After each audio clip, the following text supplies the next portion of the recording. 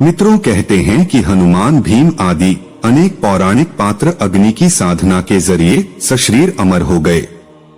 शरीर पंच तत्वों से बना है। अब विज्ञान भी यह संभव मानने लगा है कि शरीर की कोशिकाओं पर नियंत्रण कर लिया जाए तो उसकी मरण धर्मा की प्रकृति बदल सकती है। और यह प्राचीन काल में अग्नि साधना के जरिए यह संभव कर लिया गया था। महाबली, हनुमान, भीम, अश्वत्थामा आदि 7 चिरंजीवियों का उल्लेख इसी संदर्भ में अर्थात अग्नि विज्ञान की संभावनाओं के मद्देनजर किया जाता है। अग्नि साधना को अध्यात्म मार्ग में सबसे असरदायक समझा जाता है। वैज्ञानिक अब भी खोजने में लगे हैं कि कोशिका को ढलने से कैसे रोका जाए और मौत पर कैसे विजय हासिल किया जाए। मौत को इच्छा मृत्यु में बदलने की संभावना के उल्लेख वेद, उपनिषद और महाभारत आदि शास्त्रों में मिलते हैं। वेद में अग्नि को धरती, आकाश, अंतरिक्ष, पाताल, वनस्पतियों, औषधियों, अन्न, फल और हर जीव में मौजूद होने की बात कही गई है। यही अग्नि कर्मकांडों, यज्ञों, हवनों, उत्सवों और संस्कारों में मौजूद है। यही अग्नि साधक और तपी की वाणी में मौजूद है। स्वर, भाषा, भाव और अक्षर की उत्पत्ति का कारण भी अग्नि ही है। उपनिषद के मुताबिक अग्नि शब्द का अ अक्षर देवनागरी वर्णमाला का पहला अक्षर है। अ अक्षर भाषा का मूल है, ध्वनि का मूल है। वेद में सूर्य रूपी अग्नि को सारे जगत का आत्मा बताया गया है। शरीर के जीवित रहने का कारण अग्नि है। यह अग्नि आत्मा है। अग्नि के अलग अलग कार्य हैं। जिस तरह यज्ञशाला में अग्नि के जरिए ही कर्म आगे बढ़ता और संस्कार पूरे होते हैं, उसी तरह शरीर रूपी यज्ञशाला में भी आत्मा रूपी अग्नि के जरिए तमाम काम पूरे होते हैं। वेद विज्ञान के मुताबिक अग्नि में तरंगे होती हैं, इसलिए अग्नि दूत, अग्नि अश्व, अग्नि आत्मा, अग्नि प्राण, अग्नि सुकर्म, अग्नि ज्ञान, अग्नि विज्ञान और अग्नि दर्शन है। वेद में इंसान को अग्निमय जिंदगी बसर करने की सलाह दी गई है। उपाख्यान है कि महर्षि उद्दालक ने एक विराट यज्ञ का आयोजन किया। यज्ञ पूरा हो जाने पर जब ऋत्विजों को दक्षिणा स्वरूप बूढ़ी मरणासन्न गायें दान में दी जाने लगी, उनकी दयनीय दशा को देखते हुए ऋषि पुत्र नचिकेता के मन में प्रश्न उठा कि पिताजी ये कैसी गायें दक्षिणा में दे रहे हैं। यह सोचकर नचिकेता अपने पिताजी से पूछा, कस्ममा दास्यमीति, अर्थात आप मुझे किसे देंगे।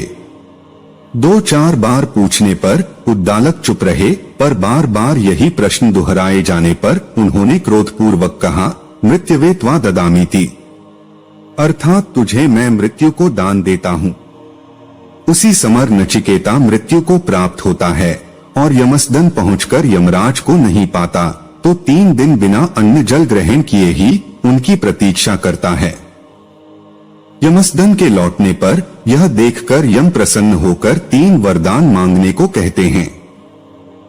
प्रथम वर में नचिकेता ने अपने पिता के क्रोधावेश के शमन की और दूसरे वर में अग्निविद्या का उपदेश देने की प्रार्थना की। इस पर यमराज ने उसे गुह्य अग्निविद्या का उपदेश दिया। यमराज ने उस स्वर्गलोक की कारण रूपा अग्नि विद्या का उपदेश करते हुए उसमें कुंड निर्माण आदि के लिए जो और जितनी ईंटें आवश्यक होती हैं तथा जिस प्रकार उनका चयन किया जाता है वे सब बातें भी बताईं। नचिकेता ने भी यह सब जैसा सुना था ठीक उसी प्रकार समझकर यमराज को पुनः सुना दिया। इससे यम देवता प्रसन्न होकर बोले, अब मैं तुमको यहाँ पुनः वह अतिरिक्त वर देता हूँ कि यह अग्नि तुम्हारे ही नाम से प्रसिद्ध होगी।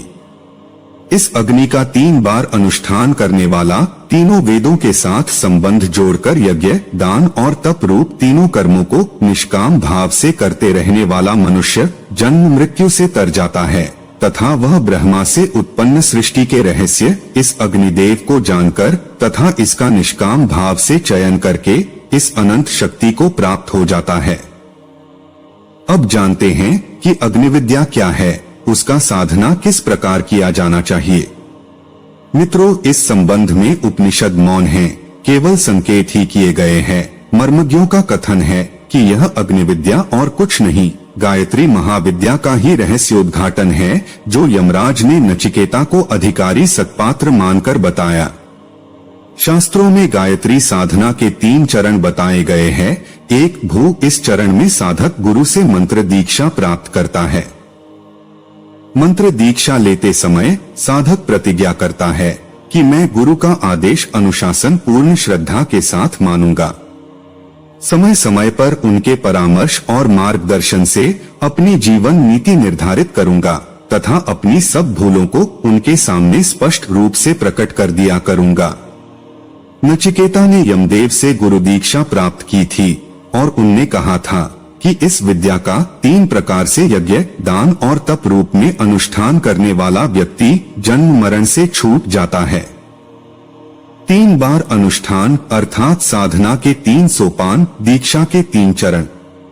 पहला भूप मंत्र दीक्षा, दूसरा भुवः प्राण दीक्षा और तीसरा स्वः ब्रह्मा दीक्षा।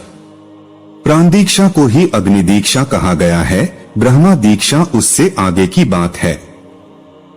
भुवः दीक्षा अथवा प्राण दीक्षा अथवा अग्नि दीक्षा में गुरु साधक के प्राणमय एवं मनोमय कोश की अंतर्निहित शक्तियों को जागृत करने का शिक्षण देते हैं।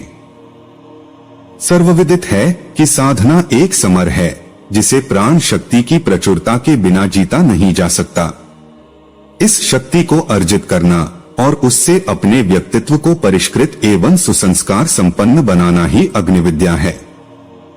प्राण को अग्नि भी कहा गया है। अग्नि अर्थात कषाय कल्मशों, दोष, दुर्गुणों, व्यक्तित्व में विद्यमान विकारों, मलिनताओं को जला गलाकर कुंदन सदृश तपाए हुए व्यक्तित्व का निर्माण करने वाली ऊर्जा। प्राण ही वह अग्नि है जिसके अभिवर्धन का रहस्य ज्ञात हो जाने पर साधना मार्ग में आने वाले अवरोधों को दूर किया और व्यक्तित्व बना जाता है। जब यह शक्ति पर्याप्त मात्रा में संचित हो जाती है तो साहस, उत्साह, दृढ़ता, स्फूर्ति, धैर्य, मनोलोभ जैसे कई गुणों का आविर्भाव और अभिवर्धन होता है। मानवी काया में विद्यमान कई गुप्त और अज्ञात रहस्यमय शक्ति केंद्र इस भूमिका में आकर सक्रिय तथा जागृत होते हैं, जो इसके पूर्व प्रसुप्त स्थिति में पड़े रहते हैं।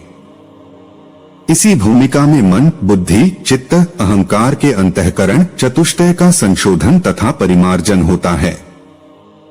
जब प्राण दीक्षा की भूमिका आती है तब गुरु साधक में कई दिव्य शक्तियां उड़ेलते हैं और उसमें बीज रूप से साधक के अंतःकरण में आत्मबल का आरोपण हो जाता है। इसका प्रभाव यह होता है कि साधक तीव्रता से आत्मोन्नति की ओर बढ़ने लगता है। यमदेव ने नचिकेता को इसी रहस्यमयी अग्निविद्या का उपदेश देकर उक्त भूमिका में पहुंचाया था। इसी का परिणाम था कि नचिकेता के मन में आत्मा संबंधी जिज्ञासा उत्पन्न हुई और आत्मिक उत्कर्ष की तीव्र उत्कंठा उत्पन्न हुई।